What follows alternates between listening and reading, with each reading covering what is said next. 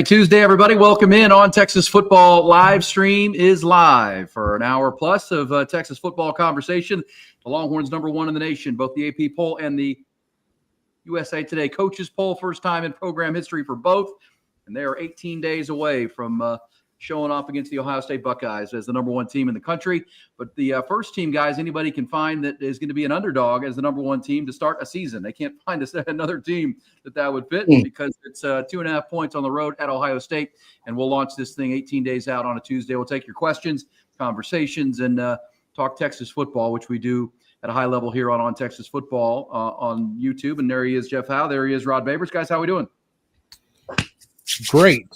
We no longer have to pay attention to the coaches poll now that the AP poll's out. So that's right. Good job, that's AP right. voters. Yeah, the AP poll kind of screwed up. They should have just – I know Penn State's got a real, justifiable – you can make the case that they should be the #2 team, but we'd have had a lot more fun if they just made Ohio State the #2 team. So I got beef with the AP poll because AP poll doesn't matter anyway. We know none of these preseason polls actually matter. Since it actually doesn't matter, then let us have our fun and have 1 versus 2 for the first time in the history of college football to open the season. No, they got to do their thing, 1 versus 3.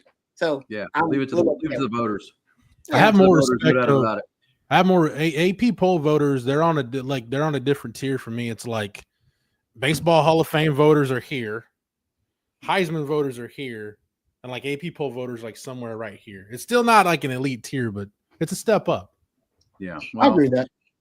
Yeah, well, I'm with you, Rod. I wish it were 1-2, and that would have made it just even sexier than it needs to be right now in 18 days. But interestingly, the Longhorns are the 5th straight SEC team to be #1 in the preseason poll.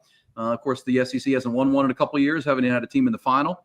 In the last 2 years, can the Longhorns flip that trend? And I would also say the last 2 teams to start #2 in the country have won it with Michigan and Ohio State in back-to-back years. So that is where Penn State sits right now with James Franklin and a pretty loaded roster as well. So plenty of Texas football talk to be had as we get this rolling. Longhorns will have another scrimmage on Saturday, coming off the scrimmage this past Saturday. Jeff, let me ask you this. You were at the availability yesterday. What did you make of Sark's assessment of the scrimmage? And from what you heard, I know you guys did the immediate snap conversations from the sources, but also what did you combine what you heard from the insiders versus what Sark said yesterday, and what can you highlight about it? There's a good chunk of it that checked out. I felt like him pointing out C.J. Baxter as a scrimmage standout. I mean, the initial feedback we got, that was at the top of the list that, hey, and again, just to reiterate, like it wasn't tackling to the ground. It wasn't full contact on him. There's still a ways to go, but I think he's a lot closer to being back than I know than I thought he was, and maybe than the staff thought he was, for him to be at least a full participant in a not quite full contact scrimmage, if that makes any sense. I thought overall, though, Sark mentioned it too. He came in, that was about as upbeat and positive as I've seen Sark in a post-practice availability ever. And I've seen him in some salty moods after those. So the fact that he was in a good mood, and he said typically before the AP poll even came out, this is a practice he really worries about because it's coming off the first scrimmage. Players had a day off Sunday. You're back to work Monday, and you're starting to hit that camp grind. Rod, you know what that camp grind is all about.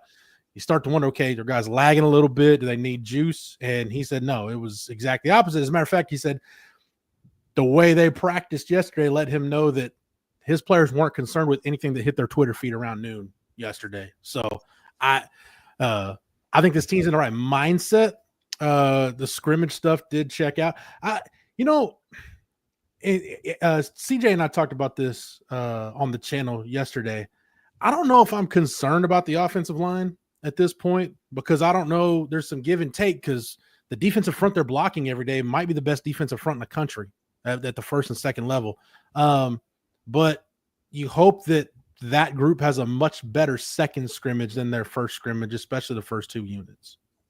Yeah, for sure. And then, as Sark said, the depth on the D-line, Rod, I think that's something to take from it that I do, that, when they go second team, even third team on the D-line, there's really not a drop-off. And there is a drop-off from the first team O-line to second team to third team, it feels like. And that's when it gets really ugly, potentially, when you got your second and third team D linemen just, taking advantage of second and third team O linemen. That I think speaks to just how talented these portal guys they've brought in and the defensive line whether it be the 5 defensive tackles, also Brad Spence from Arkansas, which comes in from behind Colin Simmons. Just a lot of really good players up front that they're rotating through. So, as the offensive line maybe diminishes a little bit with experience, they're taking advantage of that.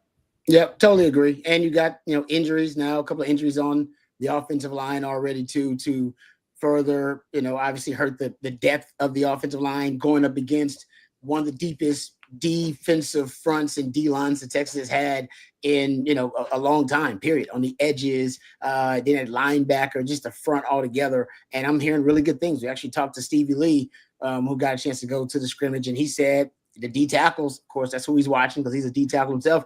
He said that, man, that group is deep. That is a really deep group.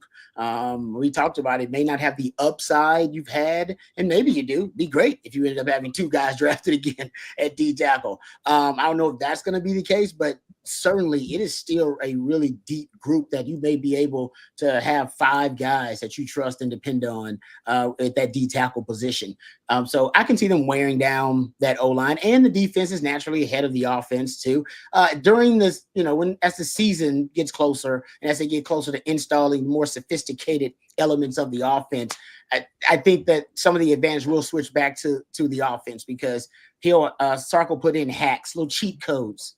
Once he learns, so we are struggling pass protecting, these concepts, or stopping simulated pressures, or, twisting stunts, whatever it may be, Sark will start to kind of, transform the offense a little bit based on their strengths and the weaknesses.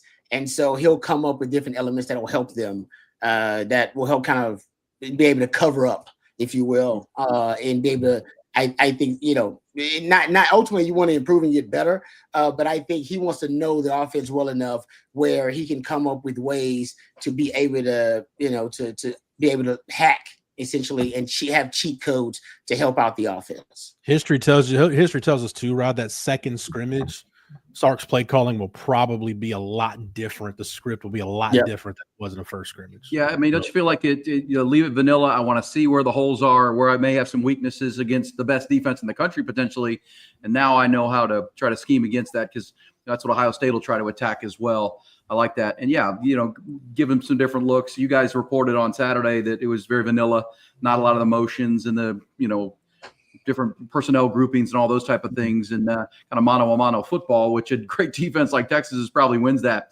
And we'll see what Sark does this Saturday when there's a little bit more of a game plan to it, try to attack the defense a little bit. That'll be fun to hear. And hopefully same reports come from the injury side of things, because Sark said everybody that kind of got nicked up a little bit on Saturday was back practicing on Monday or Tuesday ahead of the availability Monday ahead of the availability last night. So that's a great thing that, outside of the Andre Kojo injury so far, there has not been one, and that's knock on the wood here, my wooden desk right here in the music room. So all right, I wanted to play this for you, Rod, and this will launch a conversation about not getting complacent with the AP poll, being number 1 in the country, all those things that come out, being the target, being the bullseye. Jeff, you just mentioned Sark was upbeat about the level of competition at the practice. I thought this was a really good answer from Sark yesterday when asked about what is the core belief, how do you keep these guys centered along the goal and getting there. And listen to this, is something I think will resonate with you, Rod, based on our conversations about when you were playing on the 40 acres. Here's Sark on one of the core Texas beliefs. We really preach competition, whether it's across the ball, O-line, D-line, wideouts, DBs, quarterback, safeties, whatever that is, running backs, linebackers. We're a very competitive operation that way. But we're also very competitive within our own position groups. Guys are competing with one another, and guys are, everybody plays, as we know around here. We play a lot of guys, but guys want to play more, and so they know this level of competition that they have to excel at. And then, ultimately, a byproduct of being a really good competitor means, you're taking care of your body. You're preparing the right way mentally, you're preparing the right way emotionally, and then ultimately you have the ability to go perform when it's needed to perform, and the byproduct of that is winning. And so I think they appreciate the process maybe more so than the result. And that's something that I appreciate about our team right now. I think these guys really enjoy the process. When I look at the way Saturday went, the way the offense had to respond to a tough start, but then fight back the way they came back and competed today on both sides of the ball. The way Mason kicked the ball today, like that's a competitive spirit that I think is in that locker room, that these guys know how to go out and compete on a daily basis. Rod, that's reminiscent of conversations we've had in the past about competition level when you were there, and the steel sharpening steel, and pushing one another both within the DB room and then wide receiver to DB. You always say that one of the reasons y'all became DBU was those wide receivers you had to deal with on the other side on a daily. Feels like the talent level's back to that at some level, and good to hear, Sark, that they're going mano a mano, they're challenging one another, and that's just healthy for a program. That's just healthy for when you get on the field against an opponent like 18 days from now. You've competed your tail off for a month. Yeah, if you can build that competitive, fire to a fever pitch within your program, where it's always an intensely high, that competitive level, it will make the games become easy. I don't say easy to the front, but they're really fun, because you were so challenged in practice, and you're being pushed right by the best of the best in your position room. Right, I got pushed by Nathan Vasher. I was in there with Quint Jammer. I had a young Huff Daddy in my room. I had a young Cedric Griffith. I mean, it was some. If you were not ready to to pick your game up and be on your A+ game every practice, you could get demoted. I mean, I watched it happen to a lot of guys in that DB room. Right, the best 5 will play, as Coach Aquino always said.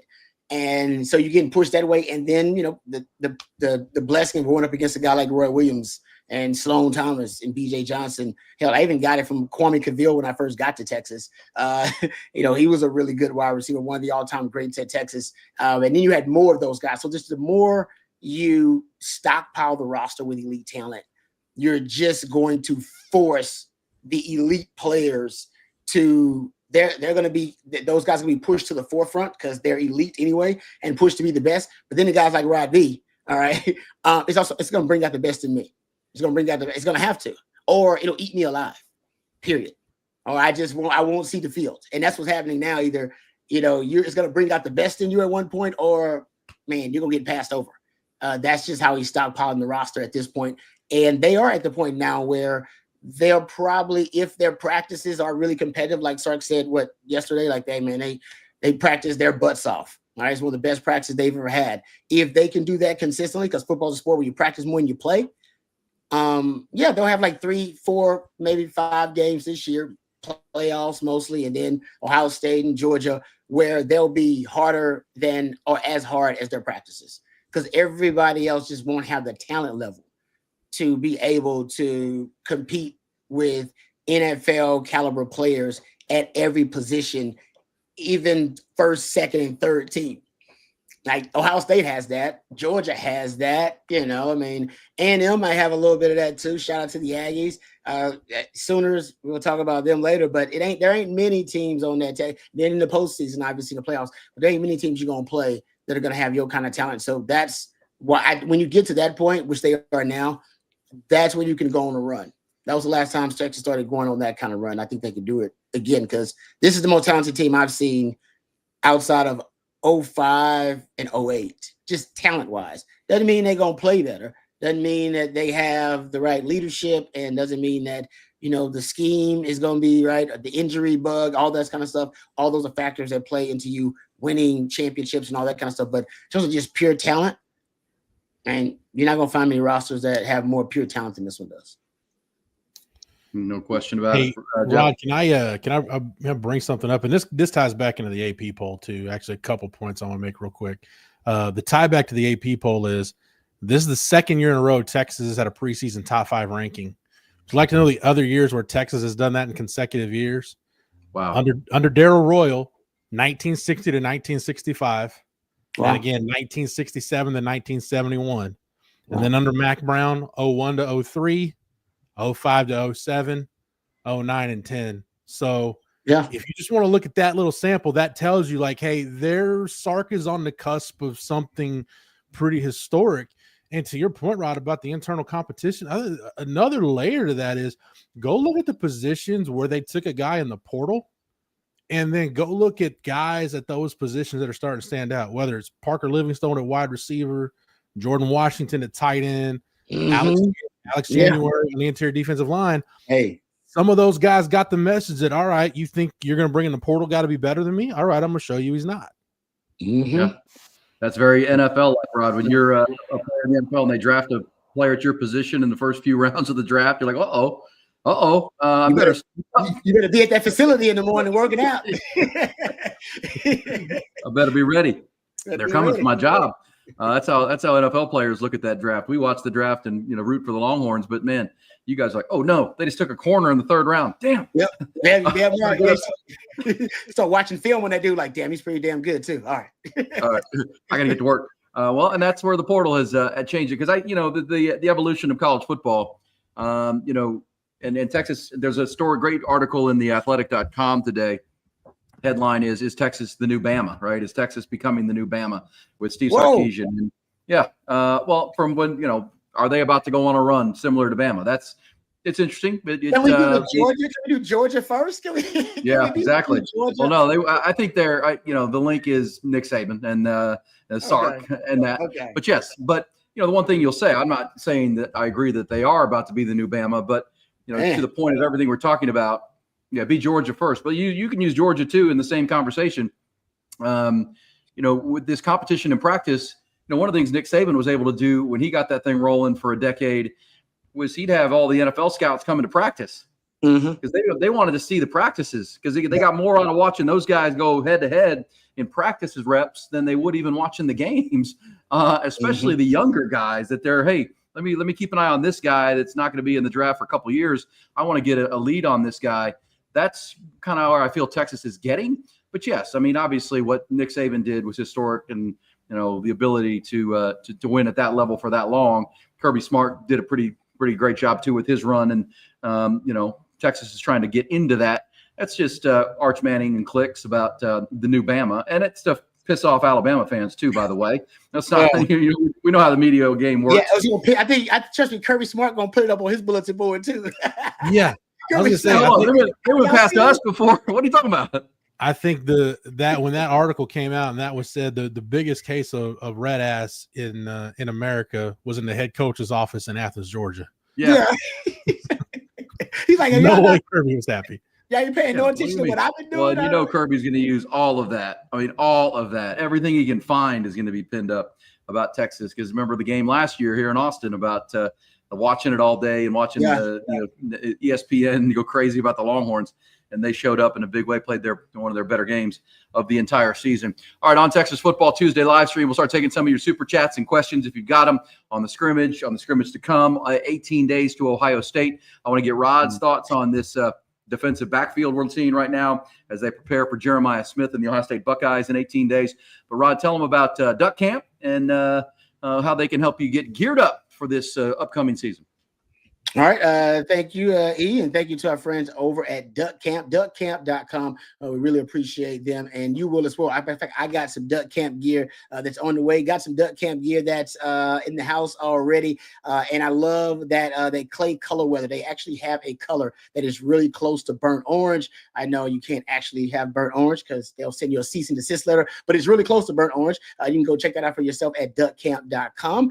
They like doing all the great stuff that a lot of you like to do. Right? They built a company based around it, right? They built a company based on, hey, where to go fishing, where the best place to go hunting, to watch football. And now they're based in Austin, dedicated to giving people best-in-class hunting and fishing apparel. Duck Camp gear has been tested from the backcountry of Alaska to the dove fields of Texas, also ready to keep you cool and comfortable on those scorching hot game days. It will stand up to the toughest conditions, but also happily sit down beside a fire and drink a few cold ones if that's more your speed. It's actually a little more my speed. But some of their featured items include the new sun protection shirts. They keep you cool, dry, and comfy, available in camo and solid colorways, and their iconic game series hats that feel as timeless as the hats found in your grandpa's garage. Be sure to check out the new mallard hat and the pointer hat in the clay colorway. Pretty much, like I said, their cherished burnt orange color. You can check out all of their great items at duckcamp.com. Here's to the great season, y'all. Yes, hunting and football. Shop hunting gear at duckcamp.com. Yeah, man. Coming up into the September, it'll be the dove season, and then on from there into the fall. football season coincides with the hunting year for sure. Great with duck camp. Loving all these videos. There you go. Good stuff. Thank you, Hubris XN or XS. I like that. Hubris NXS. I like that. Very kind. Recovering from an appendectomy. Thanks, OTF, for helping me get through it. There you go. God bless. Feeling all right, hopefully. Get well back soon. up on your feet. Yeah, no man. doubt. I'm never. Good job. Rod and Jeff, who do y'all see at DB and linebacker in the big nickel package for DL and the NASCAR? Thank you, Seth. I wanted to let me use that super chat, and thank you, Seth, for that very much. For a question I wanted to ask you, Rod, and take that what he just said and build on it. But there was a comment from Sark's press conference yesterday, or availability, where he talked about, somebody asked about Grayson Littleton and the freshman who's having such a great camp. And, Sark said, I don't care what grade they're in, what year they are. Can I trust them? Can I trust them to be a reliable football player? That's what we're looking for. And Grayson so far has. He said he doesn't care if it's a freshman or Michael Taft, who's been here for 5 years. But in that, he talked about something I know Dwayne Aquina, I'm sure, is, pushing right now, because you played for Dwayne, is the position flex and versatility. And Sark said, we want to be able to use different matchups in our secondary and with our star position based on who we're playing, based on the opponent, because we have enough depth to do that. We don't have to be static to what this is just our group.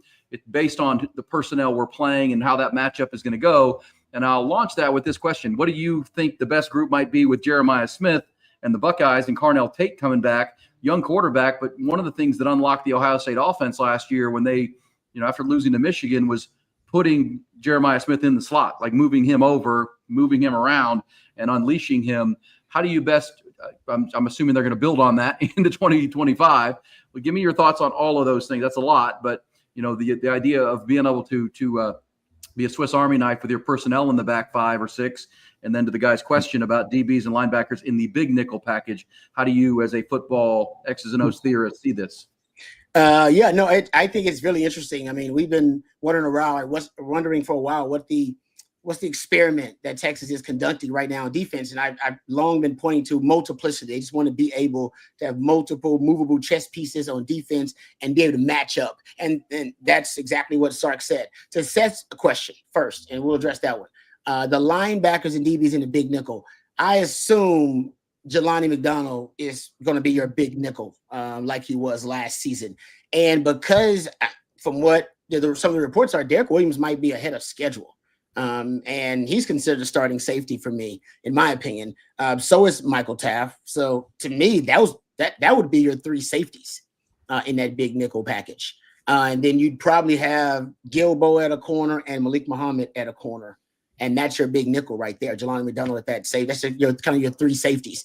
Linebackers, they're so versatile at linebacker. That kind of depends on who you're facing and what. I mean, they got Leon. I would assume Leon found Anthony Hill. If you're facing a team that just is going to focus on running the rock, that's your best run stopping combination of linebackers. But Sark has gone out of his way to compliment Anthony Smith multiple times, talking about Anthony Smith. We know Trey Moore is also working some of that linebacker position as well. So they just got a lot of pieces they could work with potentially at linebacker. But like I said, I think it would be Hill and LaFau to start out there.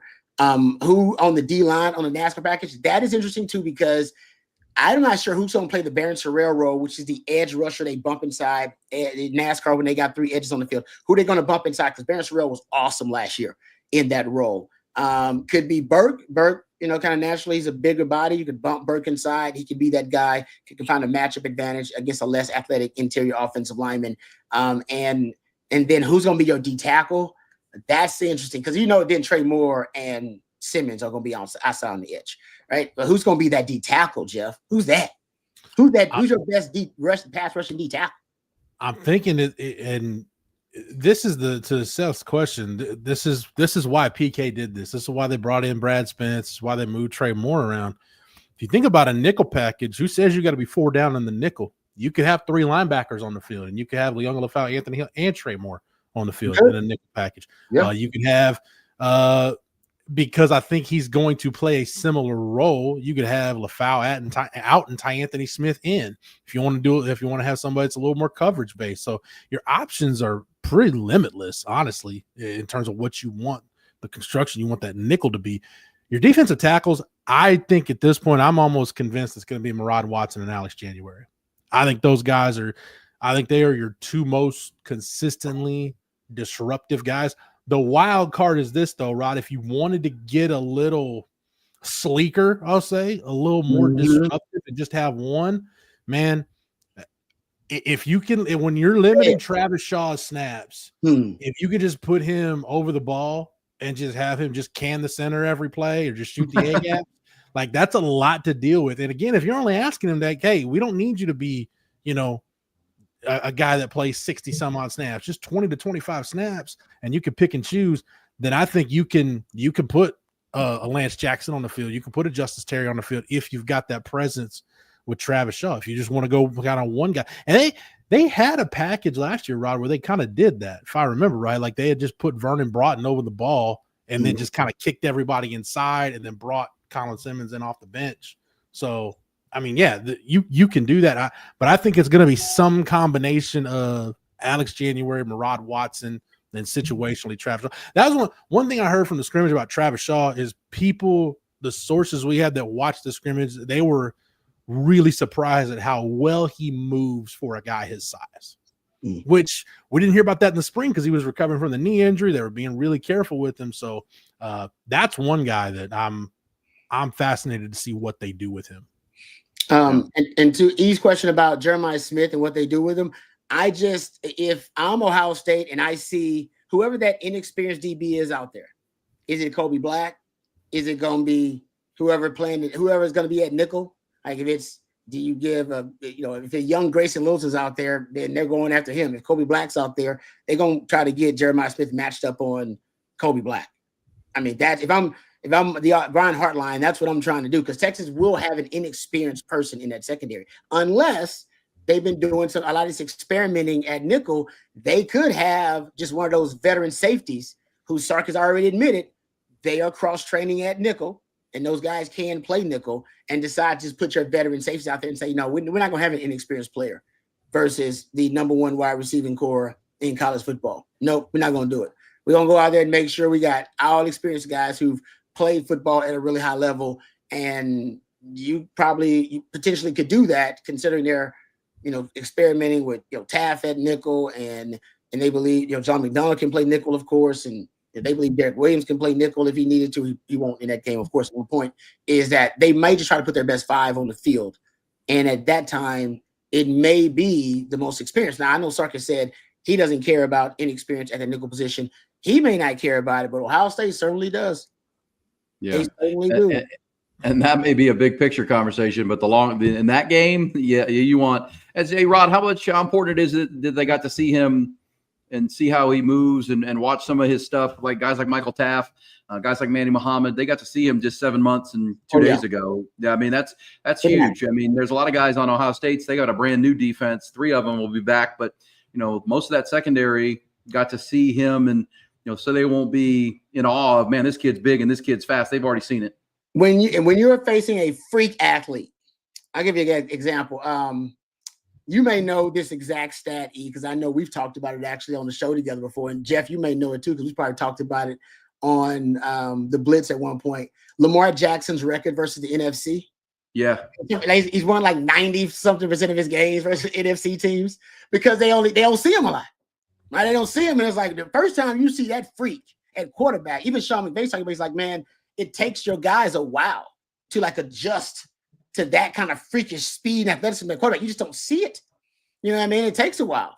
And I do think I think that's the case for all freaks. I think it's when you're dealing with those elite freaks, and he is one of them, and Jeremiah Smith is one of them too. It definitely helps that you have now your mental acumen, your football acumen now adjusted to their freakish traits and speed and, the change of direction, the strength, like, how strong he is now at the catch point. Now how he runs his route, how he gets out of his breaks. That matters. Yeah, you see it on film, but trust me, guys, the DB, you seeing it in person and seeing it on film are two different things. I've seen some guys on film and then seen it in person when like, oh, this is different. It's gonna be. I gotta adjust on the fly here.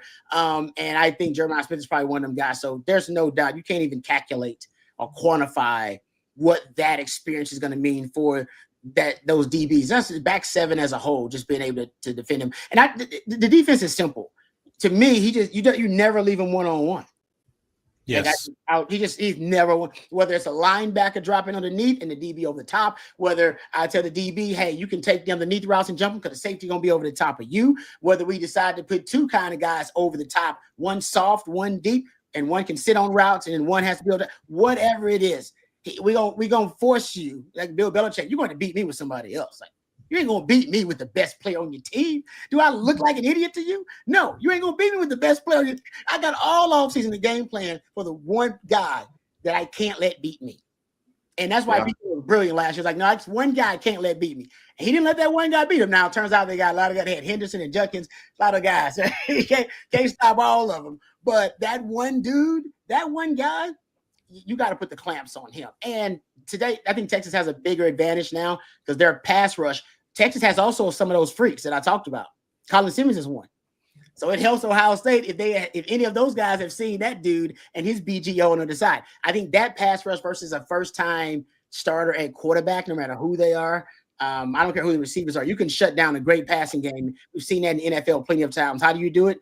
Make sure the quarterback goes down often, early and often.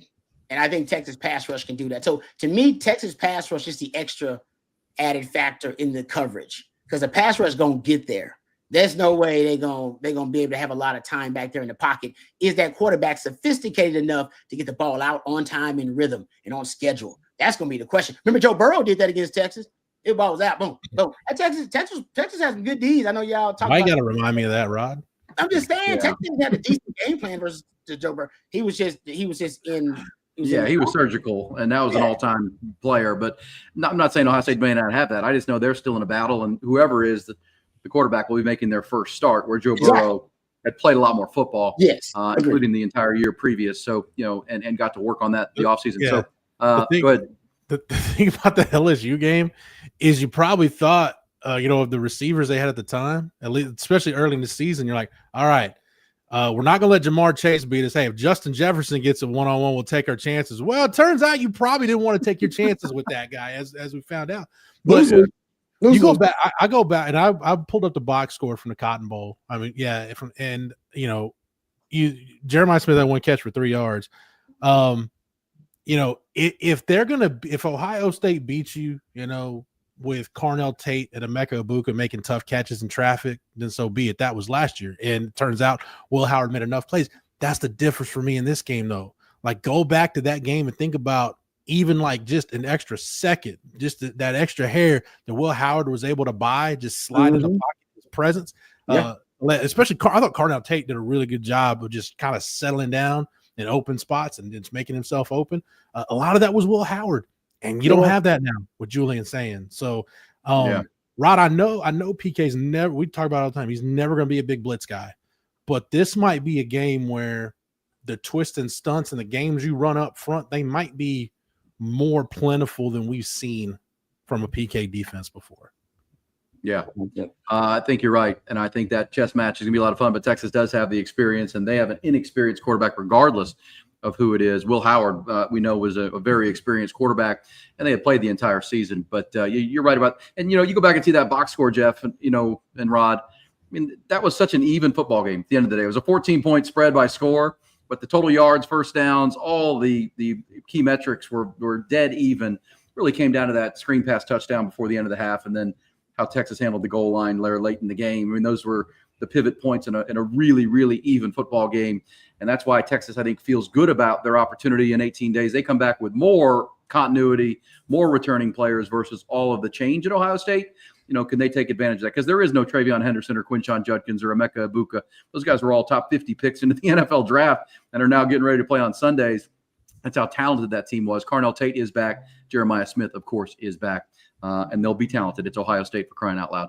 All right. Rod, tell them one more time about our always great Tuesday partner. If you're in small business and like you let fingers in a lot of things, tell them about our great partners here on a Tuesday night.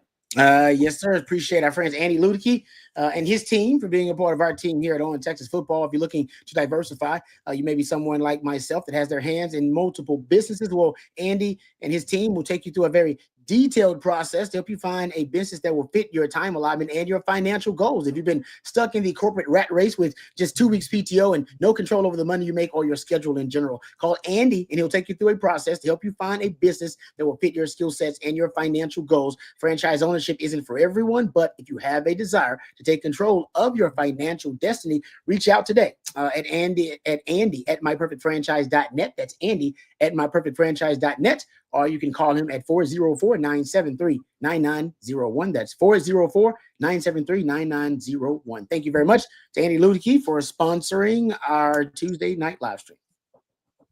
Every Tuesday. We appreciate them very much. And if you have questions, chats, super chats, go ahead and fire them in here at On Texas Football on a Tuesday night as we're talking Texas, 18 days to the Buckeyes game. This says, how hard is transitioning a defensive plan from pro to college? Is Ohio State going to see weird growth pains with Matt Patricia that we won't see? It was Wink Martindale last year, Rod, in Michigan in week 2. Yep. Sark admitted too that he watched last year in anticipation of that Michigan game. They watched a lot of Wink Martindale stuff from his time with the Giants and with the Ravens, and they just tried to get a general, kind of a general synopsis, if you will, overview of what he as a defensive coordinator believes in, what's his general philosophy, because you're not gonna have, when he hasn't coached at the college level with those players at that university, you're not really going to know the details about how he's going to attack you.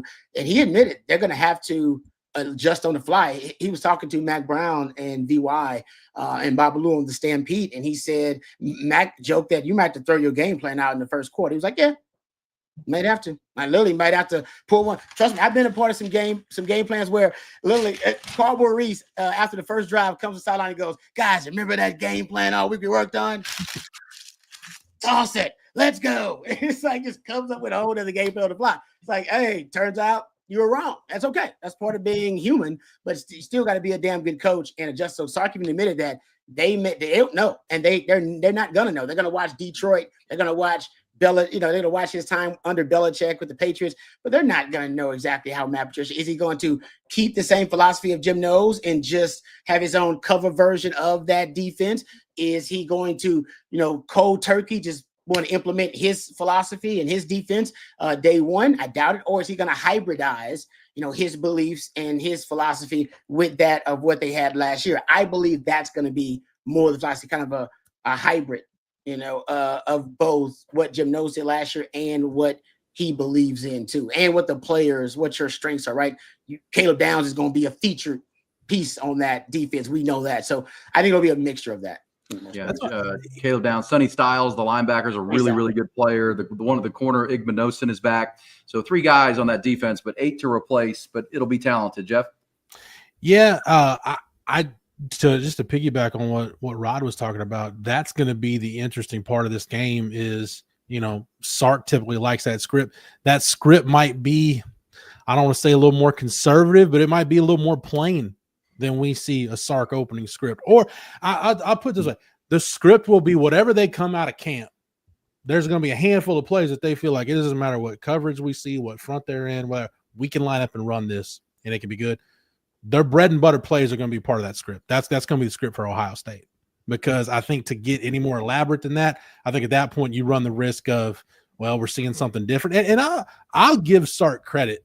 He's been much better as his tenure has gone on of showing up on game day and somebody throws something different than what they planned for and adjusting accordingly. So there might be, that's why I said when we did our preview show, I think this game, it's probably going to be bowling shoe ugly, because I think there's going to be quite a bit of that first half where there's a feeling out process for Sark to get an idea for what they're going to do. I mean, I wouldn't be shocked if this is like a 6-3 type game at halftime. And then we start to see some fireworks in the second half. Yeah, both kind of feeling each other out. There are so many questions. Last year, Sark did a great job, right? A little of the same scenario with Wink Martindale, and that Michigan defense was loaded, right? Like 4 or 5 guys that were drafted off that defense. Defense was loaded, but they did not have the ability to play complementary football because their offense sucked, right? So that's why this Ohio State matchup will be a little bit different. I think they're gonna be able to play some complementary football at times, right, and be able to help out their defense. That Michigan defense got no help at all. But I think Sark has a good idea. Didn't he say, Jeff, there was 5 plays that he's comfortable with Arch, like that he's mastered or something like that? Like I'll call these any time of the day. He gonna make that throw. And that is, it's gonna be a I would love to be a fly on the wall in that Friday meeting at the hotel when Sark and AJ Milwee sit down with Arch and the quarterbacks, and they just start going through the call sheet. All right, what needs to come out? What do you like? What did we not put in that we need to add? And what does Arch feel comfortable with? What is he not? Because honestly, Rod, like for a quarterback, like that's not the time to try to be like, well, I feel comfortable with whatever. Like, no, you better, if the coach says, what do you feel comfortable with? You better have some clear, concise answers. Because if you tell him everything, it's going on the call sheet. And if you can't execute it in a game, never trust again. That's when we see, yeah, that's when we see those quarterback, head coach, play caller, sideline blowups. Yeah. So, yeah, I would love to be a fly on the wall for that conversation on that Friday night before the game. Quick note on the Ohio State defense, guys, as we are still 3 weeks out to this game, or 2 weeks from this Saturday. I mentioned the 3 returning starters, Caleb Downs, the big name, obviously, Sonny Styles. They also brought in one of Mac Brown's former players, Bo Atkinson, the pass rusher who had 8 sacks last year. Really good player. I mean, that's a 4th guy that's played a lot of football. Mac can tell you all about him. He, is going to help replace Jack Sawyer and JT Tuamoliau, who are off to the NFL.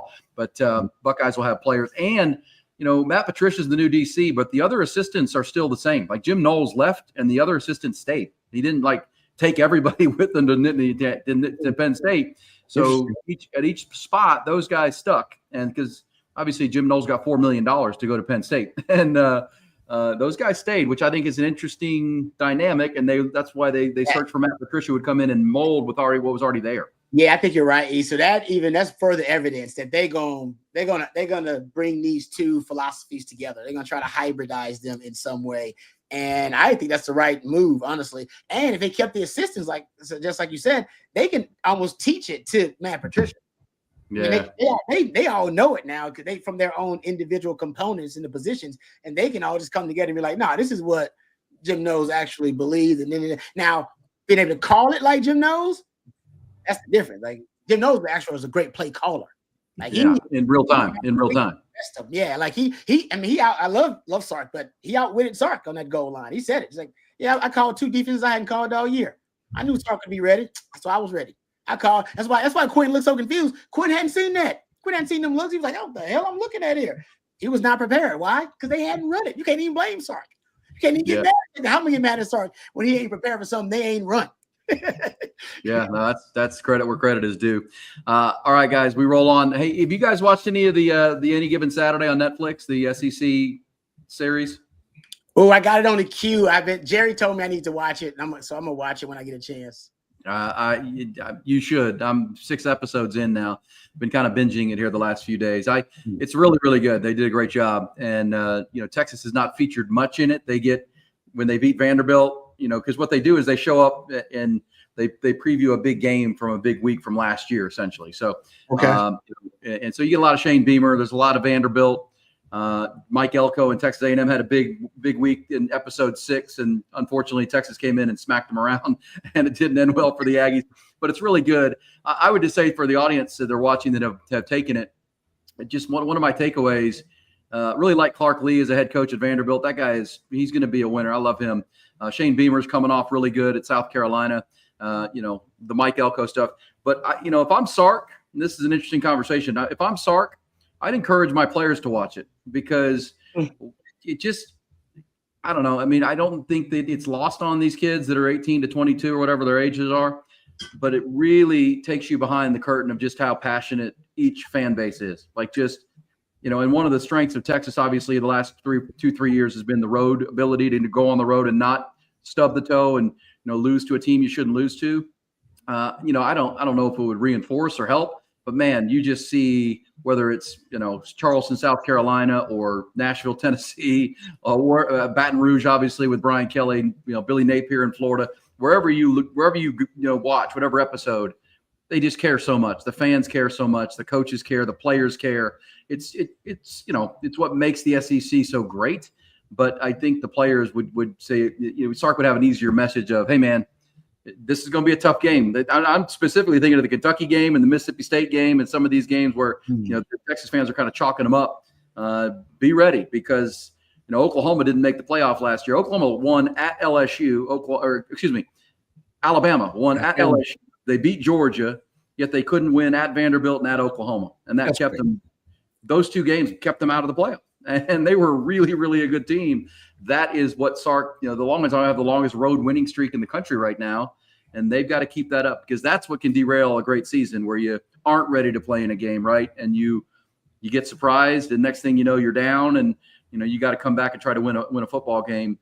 Texas has not put them. So that would be my read of it. If you've got some comments on any given Saturday, Netflix, get it in your queue. It's really good, and it'll be like some 18 days out smelling salts for the college football because it's really get you pumped up, man. Get you pumped up. You're ready to go. I think they've done a great job. To your point, a team should never apologize for winning a road game in the SEC. No, I don't care where it is. I mean, look, there were some road environments in the Big 12 that were not that intimidating. We can all agree, right? And I used to say Kansas, I thought had the most sneaky good home field advantage because if you're playing the 11 o'clock game in Lawrence, especially late in the year, they're terrible. They're already thinking about basketball season. It's cold. The stadium's like a quarter full. If you don't bring your own juice, you're going to be at a dogfight. And we've seen that a few times when Texas went to Lawrence. But, I feel like going to Fayetteville for the core of this team, they've already been to Tuscaloosa. They've been to Fayetteville. And hell, if you can come out of that hornet's nest in College Station that they walked into last year, I mean, I've never been to and I've been in plenty of press boxes. I've never been to one where they put a note on your seat that says, please be advised, the press box will sway during the Aggie War Hymn. Everything is fine. Like, all right, it's gonna be a little bit different there. Man, if you can survive that, you can survive anything. But yeah, I think I just feel like the mindset of this team, like I know I keep talking about it, but like for them, like getting to the CFP semifinals, like it's not good enough. Like they want to win a national championship, but they are. Sark has almost Sabanized this team. Like they are so obsessed with the process right now that if they struggle on the road, like I don't think it's going to be because they overlooked their opponent. I think it's just going to be, man, there are some games where you just might show up and play like a CEC plus game. That happens to everybody. Like I think Georgia going to Kentucky last year, I think that was one of those games. Georgia didn't play very well. And like how the hell did that Kentucky team, like how did they play Georgia within a point? I don't know, but they did. It just Georgia didn't play very well. So there are going to be some games like that. But to your point, like the road environments in the SEC prepare you for that. Like I've said for years, man, that's one thing that separates the SEC from a lot of these is the fan bases are so damn passionate about their school. Growing up as a kid, it almost reminds me of like how fans treated their schools like in the Southwest Conference days. Like everybody had their school. They were so prideful of it, but this is that like cranked up to the nth degree. Yeah. I mean, it's NFL like really as far as what you're going to deal with on a road environment week to week. And, I know a lot of people don't like that it's becoming more like the NFL, but the SEC is certainly built like that where it's going to be the games I'm specifically thinking of for Texas, I think they'll be fine. But, the Mississippi State, Kentucky games come right after Florida, Oklahoma, right? The first road game at Gainesville, first time they've been there since like World War II, I think, into Florida. That's going to be a hopped up environment. We'll know a lot about Florida before that game because they're going to play. Both teams have a bye week before that game, by the way, but Florida will play, Miami and LSU early. So we're going to know a lot about them. Texas will, of course, play Ohio State. But, I think Texas will be fine because they're so damn talented. But, Florida, then you got to get right back up for Oklahoma in Dallas, and that'll be a different animal this year. If John Mateer is not gambling and suspended and not playing. But then you got to get back up for night game at Kentucky probably and with the Cowbells at Mississippi State. That's mean, the Longhorns go 42 days without a home game. They go from September 20th to November 1st without a game at DKR, and that's going to challenge. No one's ever seen that before. The way this schedule plays out, 3 really hot games, to Ohio State game, then 3 really hot home games. Then they won't play again until it might be cooler temperatures after Halloween, which is pretty nuts for 2025 for the Longhorns. All right, guys, let me tell you about Mark Saunders and his team at Allstate. Every Tuesday night, you're in good hands with Mark and his team. They, as you see right there, great pick of him as well. He is right there in Round Rock, and if you're in good hands, he's 35 years, making sure you are, and it's all your stuff. You want to make sure every night when you go to sleep, every day when you wake up, that all of your stuff is covered. That's whether you've got a house, maybe you've got a lake house, maybe you've got boats and RVs and things of that nature, just cars and just the normal. Make sure it is all covered. Mark Saunders will guide you there. He's been doing it 35 years. He's a Texas alum and wants to hear from you. If you're in Travis, Williamson County, give that phone a call right there, 512-218-8571. That's 512-218-8571. Or you can email him right there, marksaunders@allstate.com. That's marksaunders@allstate.com. Talk some football. Talk some on Texas football. He's excited as well with 18 days to go. And there you go. Hey, props to our man CJ Vogel. A couple things I wanted to get into with CJ. He had a nice tweet today about Money Mateer. Yeah. Money Mateer. What's your guys' initial read on this whole inside joke excuse from John Mateer? And I didn't know Venmo accounts were public until you made them private, but we all learned that now. But this seems like a very, very dopey thing to do, whatever it plays out to be. However he gets punished or whatever, this is a very unaware, dopey thing to do. Money Mateer is a fire nickname, but nice job, CJ. I agree. Moneyline Mateer, sorry. Moneyline Mateer. At the very least, all right, at the very least, this is the last thing Brent Venables wants to be dealing with in a season where he's coaching for his job. Yeah.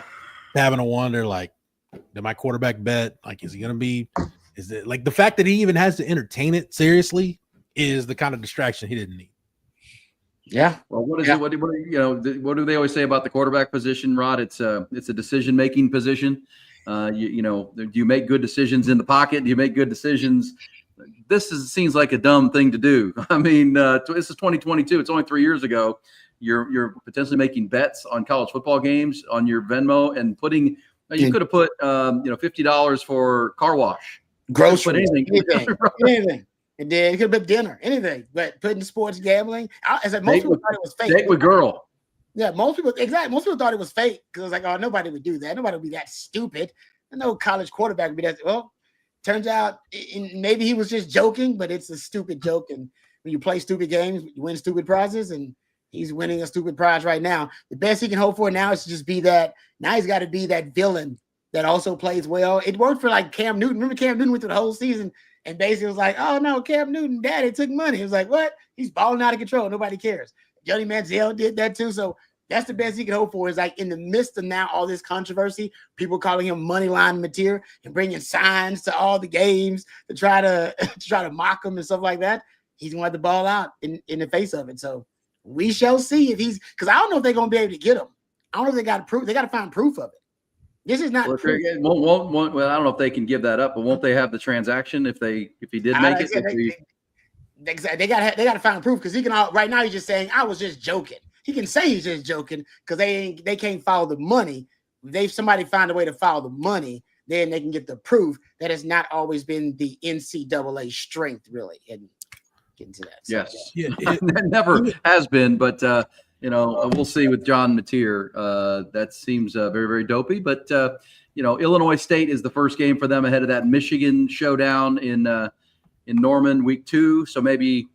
Hey, we're going to suspend our quarterback for the first game, but they don't want to do that. As is your point, Jeff, if that ever got to that point, self-report or something, yeah, they need John Mateer to get as many reps as possible before that Michigan game, even if it is against Illinois State to start a season. Yeah, Sharon Moore's got to serve that suspension. You notice he's not suspended for the OU game. That's not one of the games Michigan suspended him. Correct. For. Shocking. But look, and I saw some stuff in the chat that he was just joking with his teammates. Okay, even if he was joking, let's just say that that's what it is, right? Let's take that at face value. Even if he was joking, that's like saying, oh, I was just joking when I yelled bomb on an airplane. Like, there are some things as a college athlete you just don't joke about.